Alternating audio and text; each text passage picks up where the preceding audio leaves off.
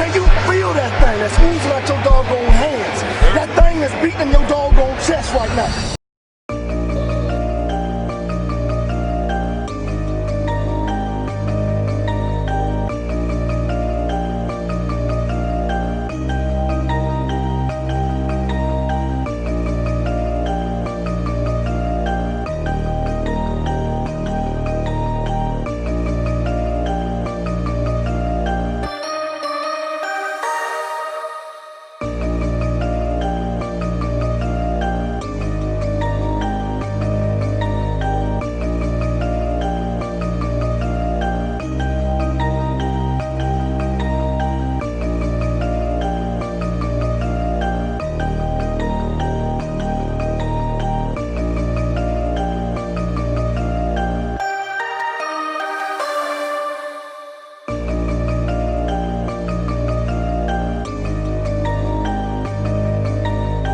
Poppin', y'all, it's your boy One Tree Rock. Like, comment, and subscribe. Give me a little feedback. You already know how that go. Now let's hop right into it. As we all know, the Philadelphia Eagles season is officially over. I mean, there's only two teams left standing. The Cincinnati Bengals and the LA Rams. And I feel like this game about to be fireworks, man. I'm not even gonna lie. You got the young, brave Joe Burrow. Not scared. Not scared to rumble against anybody. And you got the wily veteran, Matthew Stafford, man. Who's going to prevail? I'm putting my money on the Cincinnati Bengals, man. This team all year, they showed us that no matter how big the game is, no matter who's in front of them, they're going to go out there and play football. No game was too big for these dudes this year, man. And I love the way they built that football team.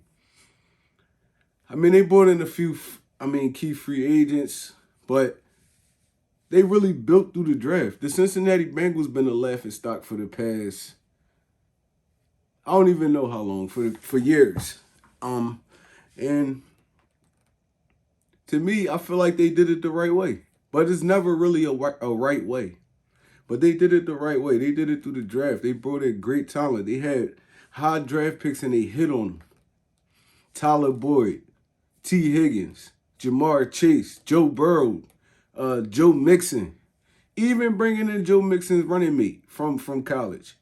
Samaje Perine. So, I feel like they did it the right way, man. They still have future draft picks. They didn't have to give up any draft picks, nothing like that. But I can't knock the Rams either for how they did it, man. They went all in.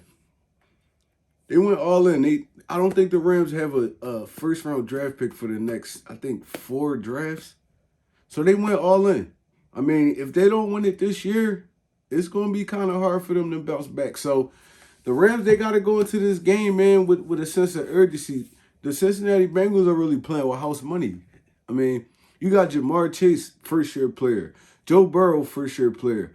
Their entire offense is still young, and there's a lot of dudes you can't even name on that defense that showed up this year. So I feel like Cincinnati did it the right way, and LA, they did it the way they needed to do it. I mean, the purpose of me saying this is there's no one way to skin a cat. So with my Philadelphia Eagles, man, and I feel like, because we have, as we all know, we have 3 first-round draft picks, man. We can't miss on these draft picks. And I feel like, I feel like we should focus this draft on defense. We could go into free agency for the offense because we need some more veteran presence on the offense. But we got to get younger on defense. And our weakest position on defense is linebackers.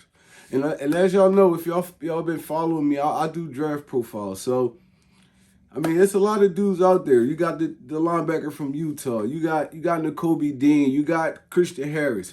But today I'm giving y'all my favorite linebacker in this draft.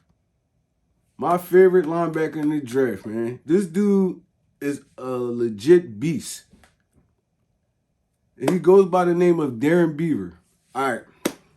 So Darren Beaver is a red shirt senior who played for the Cincinnati Bearcats. He's 6'4", 255 pounds. Bro, I'm going to say that again. 6'4", 255 pounds. And the craziest thing about this dude is he started his career off at Cincinnati. I mean, he started his career off at UConn. He played 2 years for UConn, where he was a safety. He went to Cincinnati as a defensive end, played defensive end. Now he's one of the most dominant middle linebackers in the NFL. I'm gonna say this again for y'all. 6'4", 255 pounds. Moving like lightning out there. He finished his career, man. He finished his career with 230 tackles, 13 sacks, 3 interceptions, 3 forced fumbles. I mean, what more can I say about this dude, man? I've been watching him for a while now, and he's been one of my favorite football players. I'm not even gonna say linebackers. One of my favorite football players in this draft. I mean, in this upcoming draft, he's been one of my favorites for a minute. All right, so with Darren Beaver, he's more of a jack of all trades because he has that experience at defensive end. He played safety, so he has that cover skills. Linebacker, physical as heck. You cannot block this dude one-on-one. He's blowing up guards, tackles.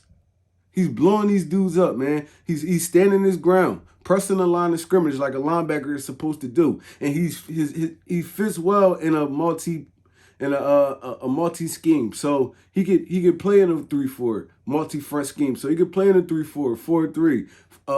However you want to play it, you can move this dude around. He could be a weapon.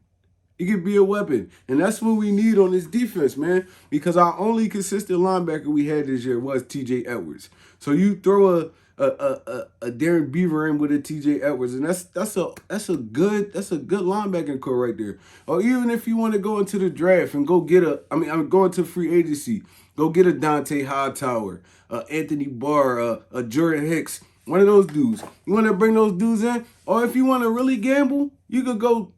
I mean, I know Howie's not this kind of dude because we haven't drafted a first round linebacker, I think, since the 70s. So if Howie really want to go all in, he can pick 2 linebackers right there.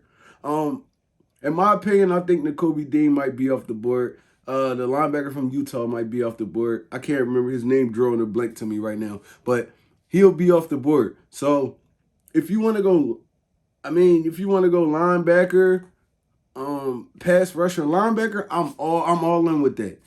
We need as many linebackers in here that can fit this scheme because the linebackers we had, they didn't show much aggressiveness. Like they didn't press the line of scrimmage like you see a Darren Beaver or one of those linebackers like that doing. So the more the merrier for me, man. The more the merrier for me. I want to go, if me and I'm drafted, I'm going linebacker, pass rusher, corner, or linebacker, corner, pass rusher. But my first pick is going to be a linebacker. It's got to be a linebacker, man. A stud linebacker that we can plug and play from day one. Not one of these dudes it's going to take 2-3 years to develop like a Sean Bradley, Davion Teller, Alex Singleton, one of them dudes. No, we need stud linebackers in the kind of defense that, as of now, Jonathan Gannon is returning because he didn't get, Lovie Smith ended up getting that Texans job. So, I know everybody's not a big fan of Jonathan Gannon, but I feel like, you put more talent around him and see what he could do. If he can't get it done this year, then he's out of here. But he definitely was playing with a jointed roster. We had practice squad players on the field for real. Alex Singleton is a special teams player. I don't feel like Davion Teller is a special linebacker, man. I feel like he's a good linebacker. He gets lost in coverage a lot. He gets washed down on blocks a lot. So he's not big and physical enough to really play that position all 3 downs. He's like a guy you come in, he could cover somewhat and stuff, or you could pass rush with him or something like that. But he's not a 3-down linebacker in my opinion. He's more of a special teams, 3rd down, special package kind of dude. So, like I said, you put a Darren Beaver next to T.J. Edwards, and that's a solid linebacker core. And if you want to go into free agency, I'm fine with that too. But we need to stack up on these linebackers, man, because the way we played last year was unacceptable on defense. Unacceptable, bro. Unacceptable. So, I mean, we got to get better. And Gandy, you got to get better with your play calling and all that. But at the end of the day, this is the off season, and we got to go get players. Let me know what y'all think in the comments, man. It's your boy, One Tree. Red Eye. I'm out of here. Peace.